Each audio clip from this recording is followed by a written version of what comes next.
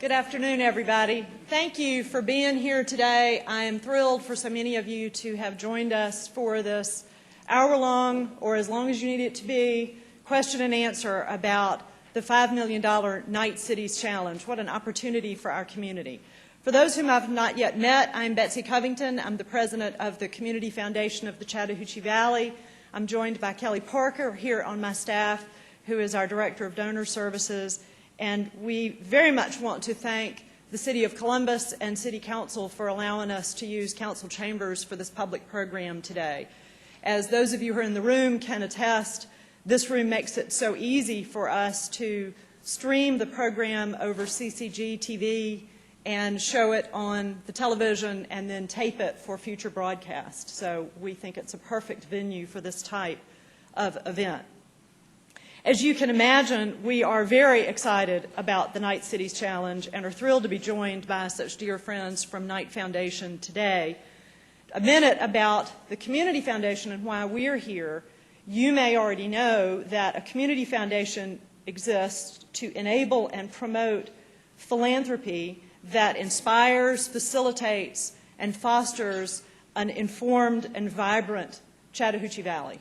And basically, we're here to help philanthropists do whatever it is they want to do to improve our communities. It's great work, and we're aided by Knight Foundation. We learn a lot from their headquarters in Miami and from the opportunities that they make available to us. We act as local partners for Knight, working with them as they support transformational ideas in their 26 Knight cities across the country and help foster an informed, engaged community here in Columbus. I'll turn the program over to these guys in just a minute, but first I do want to thank our friends at CCG TV for their work, and I'll call your attention to the poster here on my left that has the Community Foundation's website. That's going to be kind of resource central for those of you who may want to see this program later. We'll have the links to it again if you want to watch it again or share it with somebody else. We also have all of the links there to Knight Foundation's various articles of information about the Cities Challenge. We also have links for information about this doable cities concept that you're starting to hear more and more about as we try to think about what city we might design in the future to attract entrepreneurial, thinking, smart people who are going to bring jobs here to our communities and make this the place that we want our grandchildren to decide that they want to live in, right? So we've got a lot of links there for you, so I'll urge you to visit our website. So today, without any further ado, I will introduce our guests who've come from Miami to speak with us today. We have with us George Abbott, the Special Assistant to Carol Coletta, who's Knight's Vice President for Community and National Initiatives. And we have Benjamin De La Pena, who is the Director of Community and National Strategy. I told him earlier, I think we've got the A-team with us in Columbus today. I couldn't be more excited to get to introduce this community to them in the next 24 hours. I'm really proud of what we're building here, and I can't wait to hear all of your ideas. So thank you for joining us. I'll turn it over to you guys.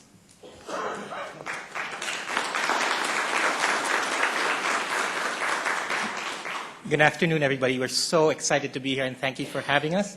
As Betsy said, I'm Benjamin De La Pena. I serve as the Director of Community and National Strategy at the Knight Foundation. And before George tells you about the mechanics of which you want to hear, how do you take part in this challenge, let me tell you a little bit about the Knight Foundation. The Knight Foundation was founded by John S. and James L. Knight, who were newspapermen. And they had a company with a string of newspapers, including the Ledger-Inquirer here in Columbus. And as part of their legacy, they built a foundation to help their communities succeed. And their belief in the foundation is that informed and engaged communities are the bedrock of democracy. Right? Unless our communities are informed, unless they are engaged, democracy will not thrive. Under that program, we have the Community and Nationals initiatives, which is this challenge is part of. And under that, what we're trying to do is help our 26 cities succeed based on three factors that we know for a fact drive community success. That's talent, opportunity, and engagement. And let me tell you a little bit about that. it's very clear, according to research, that about 58–60% of the economic success of a city is based on the talent that is present in the city. And by talent, I mean the number of people with college degrees. That's the easiest way for us to measure talent. And it turns out that in cities where there are more people with college degrees, who hold college degrees, it's also better for people without college degrees. They perform better as households, as individuals, because the whole economy is lifted up. Which is why, globally, there is a competition for talent, particularly for the 25 to 35-year-olds who are the most mobile. I'd like to acknowledge Mayor Teresa Tomlinson, who just walked in, who I might say, and this is, I'm not kidding in any way, is now on my list of the top 5 favorite mayors I have in the country. Amazing mayor.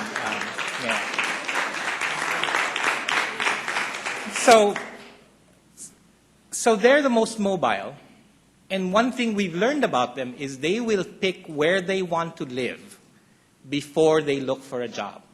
Let me repeat that. Where it used to be, they would graduate from college, you would look for a job and locate yourself to the city. That has flipped. They will now look for the place they want to live in, then they look for a job there, which is why place is very, very important. They're looking for the amenities, they're looking for the public spaces, they're looking for the kind of community that they want to live in. And that's what you guys are building here in Columbus, right? And it's so exciting to see that happening over the last decade and before that as the community turns around and there's so much energy. The other is about opportunity, really, economic opportunity. And that's also focused on place. We know, as my Vice President Carol Coletta likes to say, the worst place to be poor in America, the worst place to be poor is in a poor neighborhood, right? If you, and the research is very clear in here, if you grow up in a poor neighborhood, it's harder for you to climb up economically. And if you grow up in a mixed neighborhood where there are middle class, rich, and poor, you are more likely going to climb out of poverty. So what we want to be able to do is mix people. It may be through housing, but we're much more interested in mixing people in place, in space, right? So that when we encounter people who are different from us, it expands us too and we learn more. And lastly, it's about building a culture of robust civic engagement. And we're very intentional about the culture of robust civic engagement. And we've seen this in cities everywhere where the government will have a civic engagement program, and it's usually an outreach, and usually you get some consultant to do it.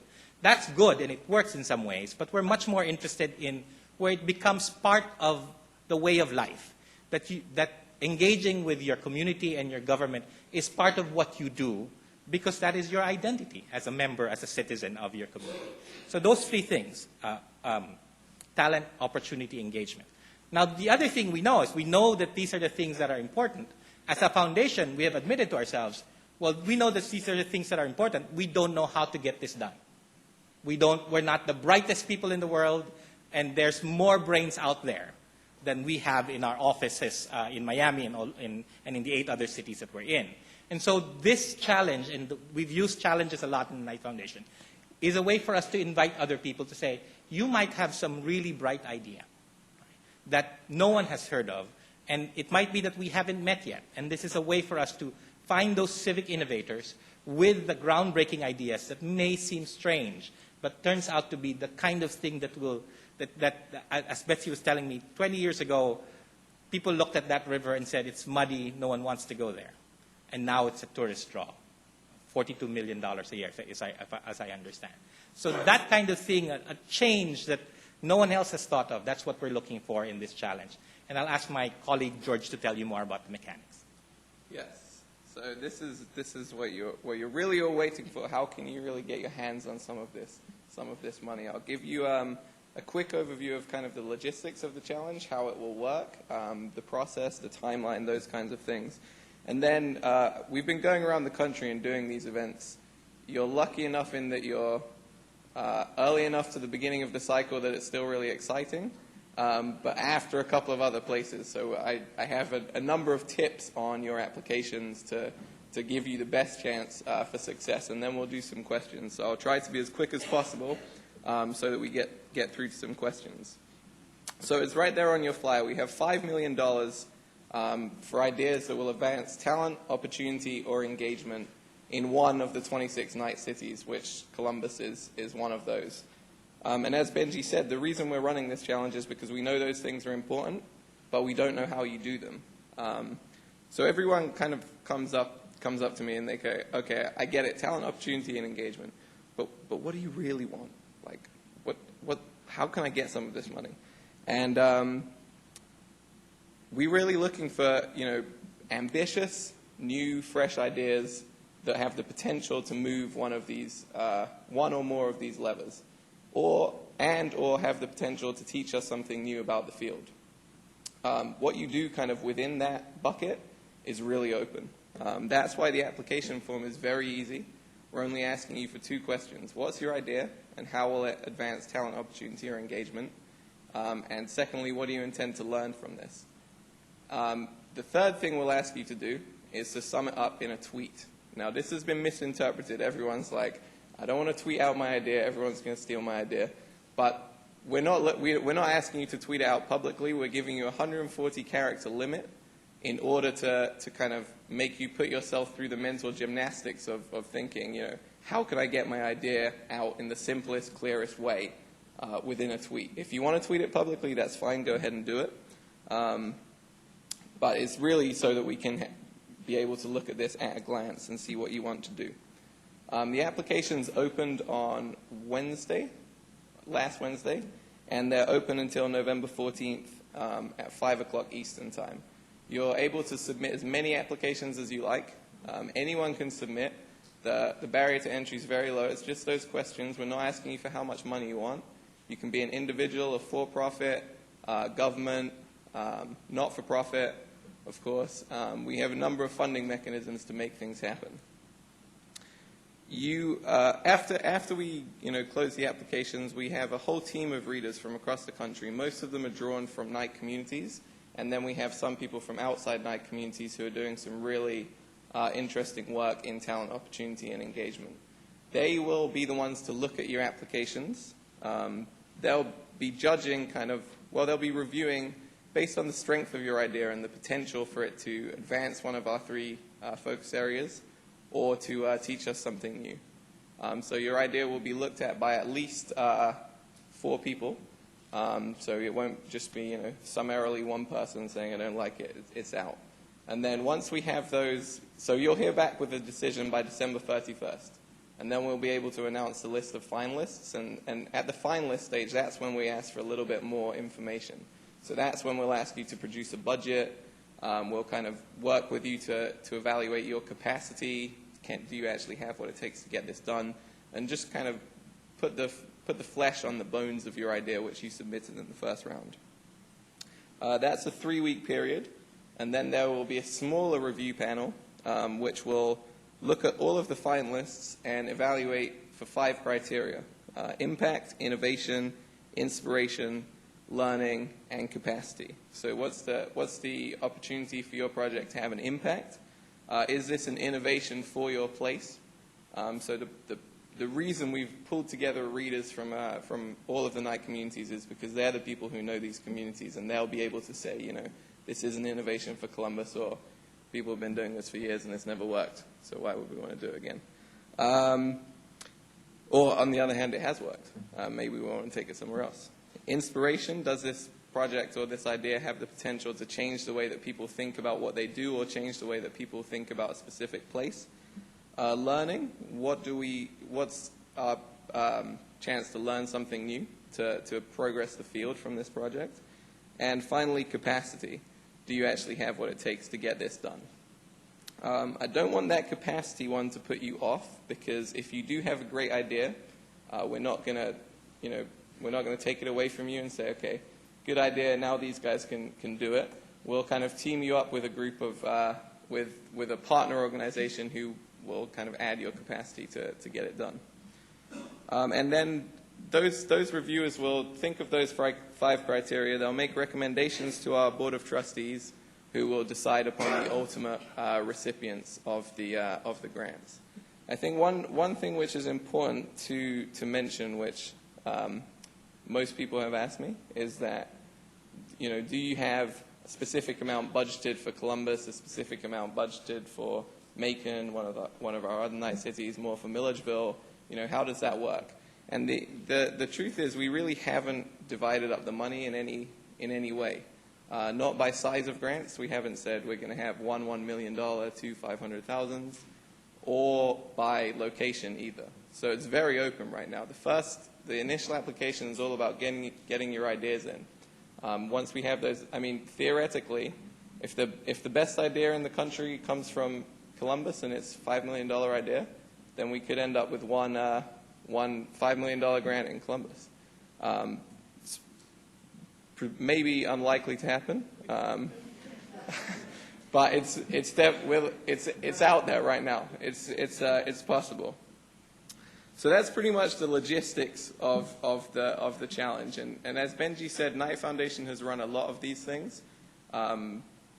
We like to think, although we may be wrong, that we've learned some lessons over the years. We've run a news challenge for over 5 years. We've run an arts challenge in 4 of our night communities, I think beginning 2009.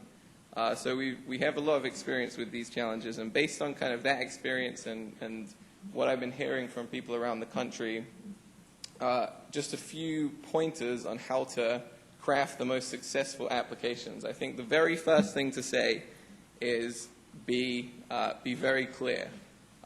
Grants, this is not an exercise in writing traditional grants with grant speak, that strange language which only comes out on grant forms.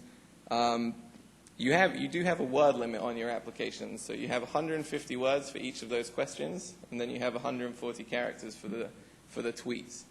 So you want to cut out as many extraneous words, as many pieces of jargon as possible, and just make it as easy as possible to understand from that 150 words what you want to do and how it will advance talent, opportunity, or engagement, and then what you intend to learn from it. A good metric is to actually, and you may or may not want to try this, but it's to put together your idea, take it out to the grocery store, talk to someone and say, here's my 150 words. Can you understand what I want to do? And if they say no, then you probably want to take another look at that. The reason for this is we've already received over 100 applications. Our readers are going to be looking at tons and tons of applications, and they're going to be going through them multiple times as well. So in order to allow them to have the chance to organize it in their minds, it needs to be easy to understand. They need to be able to understand what you want to do and why it's going to be impactful. That's why we ask you to put it in the tweet so you can see it right there at a glance as well. Building on that, it's very important, although you do only have that 150-word limit, make sure you relate your project to our outcomes. So we have 3 clear outcomes which we want to do. We want to make places that will attract and retain talent, expand economic opportunity, and kind of flip the culture so that civic engagement is the norm rather than the exception. If you have a great idea, which may be the best idea for city success, but it doesn't fit into one of those 3 buckets, then the challenge is not the venue for kind of that idea. We want to advance these 3 areas, and we don't know how to do it. That's why we're running this challenge. So make sure you're clear about how this idea is going to help move one of those 3 areas. The next one is kind of a good one. Don't worry about how much it's going to cost. At least not yet. At least not until we get to the finalist stage. We'll figure that out, as I said previously. And with that in mind, this is your chance to think big. This is your chance to kind of reach into the cupboard of your mind to that idea which you came up with, which you thought that, this is way too crazy, no one's ever going to fund this. Drag that out, dust it off, give it a new coat of paint, and put it in. So you should think of the challenge really as risk capital. This is your chance to do something new, something kind of unexpected. If you think about your work, well, I wish I knew the answer to this question. Well, okay, let's see if you can think of an experiment to help us answer that question, to help inform your work moving forward. So think big, come up with your most outlandish, crazy, new, innovative ideas. We would love to hear them. And the final tip I have, even though I've kind of given you all this advice to really think through your applications, is to apply early. Because, as I said, we're going to have tons and tons of these applications. They do come in kind of the order that they're received, so you want to be closer to the top of the pile than the bottom of the pile. You know, the readers will have fresh eyes, and they'll be kind of more excited and more receptive to your ideas. That is pretty much all of the logistical and all of the kind of tips I have. We're going to take me and Benji will take a couple of questions now. I'm not sure what time we have. Yeah, so because this is kind of being streamed and recorded and all of that kind of stuff, you'll need to actually step up to these mics, and I believe Betsy is going to help with that. Focus you all onto the mic. That's Yeah, so if you want to come up to the mic. If you need us to bring a mic to you, just raise your hand and we'll... That might be helpful. Tell us your name, sir, and Yes, my name is Jay O'Neill. I'm with the Disability Service Center here in the Chattanooga Valley. And you made a comment that don't be afraid to submit as many applications as you want. One of the ideas and goals we have at the Disability Service Center is to help create and foster a completely inclusive, holistic community for individuals with disabilities. That being said, numerous projects will be needed to foster this community, to foster this idea and this vision. So you're saying that if we have 5 projects to help foster this one thing, submit applications for all 5 projects. We shouldn't try to pick one. We'll let you pick one for us. Yes. you will be judged on, the application will be judged on the idea, right? So if you have 5 good ideas, or if you have 5 variants of those 5 good ideas, then you have 25. Go ahead and submit them. Okay. Great. So if we focus on this portion of the community for this project, this portion for this project, it's okay to submit both project ideas. Yes, there's no advantage to you of trying to play the game of saying, if I only submit one, maybe that'll get through. Right. Because we're expecting thousands of applications, right? So submit as many as we can write. And they'll be anonymized as well. Yeah. So when the readers actually get them, they won't see, oh, all these 5 applications came from the same place or from the same person. I think one other thing I would say to that question is one way that some groups are using this is to really give, I mean, how many people are heads of nonprofits or heads of organizations here? Yeah, so quite a good number of you. So a number of people in San Jose, we just came from San Jose yesterday, they're using this as a way to kind of give their employees and give their members a way to get their pet project out there. So don't think that your organization can only submit one thing. Your organization can submit as many ideas, but then also your employees individually as well. This could be a chance for them to progress their pet projects they've been thinking about in the back of their minds. We have a couple of cities where the city leadership actually encouraged city employees to go and submit ideas. That said, let me repeat that. It's not going to be to your benefit to submit the same idea 5 times. Right. Either, But right? I would assume different members of the same agency, depending on where they work and where they focus, all see the need for this idea. You might have an individual who works in PR who sees this need, but this individual who works here in technology support sees this need. So that makes a lot of sense. Thank you.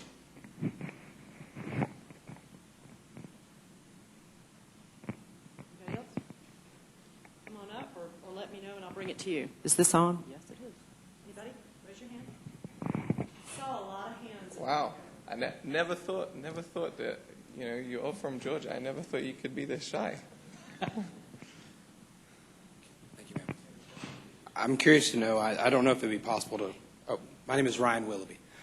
I'm curious to know, I don't know if it would be possible to convey in as little as 150 words, but further along in the competition, is it advantageous for a project to be self-sustaining over the long term? Is that one of the criteria that will be judged for each project? It's not, but it helps, right? So all of the grants that we will be writing will have a maximum of 18 months as a term, right? No matter what amount it is. We were not going to judge the idea by, are they going to be self-sustaining? We're going to judge the idea by saying, how new and unique is this? Is it a new take on something? If we then help you pilot it and try it out, and along the way you realize that there is a model to help this be self-sustaining, then that's fantastic. If the idea is really exciting and other cities take up and take notice, then what we might do is try to scale it somewhere else. But for now, it's really the uniqueness and the innovation that we're looking for. On the other hand, I can see kind of, if you're thinking of experiments, you're thinking of really learning new things. There are, specific limited term things which may, if you just need to learn one thing, it doesn't have to be self-sustaining is what I'm trying to say. We got one here, one here. Is there somebody on, sorry, there's the one, somebody else. I'm Cameron Bean. I'm the executive director for the Columbus Symphony. I'm not used to microphones. I have two questions. You sound like you have to talk over the trombones. Right. Yes, sorry. I have two questions. Are the two of you applicant readers? I think I am. Am I? I don't know. We don't know yet. No, I won't be I'm kind of coordinating the logistics of that. So I'll be distributing it out to people, and I will read them all myself, but I won't be giving the thumbs up or the thumbs down. Okay. So do you believe that value would be placed on an idea that would involve multiple institutions or multiple parties? Let's say arts groups, let's say city partners, let's say other cultural organizations, the school district. If a unified project was submitted, do you believe that might have greater value? So it's really, I mean, that question has come up a few times, and I think the response I've given has been the same every time, is that you only have those 150 words. If you go beyond them, it will, because the application form will let you continue to write, but then on the back end, we only get 150 words. So I've seen some applications where, you get to halfway through a sentence and it's like, oh. So, so I think the important thing to get across is get across the idea. Then if you move on to the finalist stage, that's when we'll worry about, are the partnerships actually in place? Is the organization actually equipped to do it? If you can get all of those major institutions to agree on 150 words, that's an innovation itself. Sure. Right. So, but if we said 12 partners, 12 institutions proposed this idea. I don't think it, again, don't take my word for it. I may be one, I'm not even sure if I'm going to be one of the readers. But it's how innovative the idea is, right? So having more partners, maybe that will add some weight to it. But if it's a program that's already being done and you're just expanding it, maybe not. So, okay, thank you.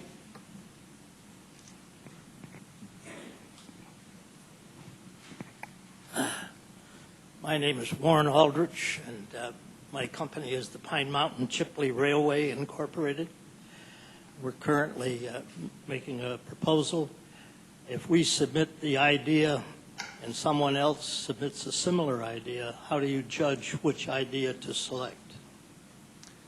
It's a very good question, and it's an interesting one, right? Because it's unlikely, we're going to have so many ideas that they're going to be divided up between the different readers. So it could be that they both go on to the finalist stage, at which point we would, look at them and say, okay, well, this doesn't make sense. Let's either bring these guys together or figure out who's better equipped to move on. and it would depend on geography. If the similar idea comes from 3 different cities, then we might try it in 3 different cities. If the similar idea comes from the same city, then we'll probably go and say, if it's a really interesting idea, can they work together? And George and Benji, I might want to say just a little bit about geographic area, because your organization covers a pretty large area. I think specifically, help us define Columbus. Are you talking city limits? Are you talking service area? Give us a little feel for what you mean. So it's Go ahead. the language we've been using is that these projects need to be located in or benefit the specific city that we care about.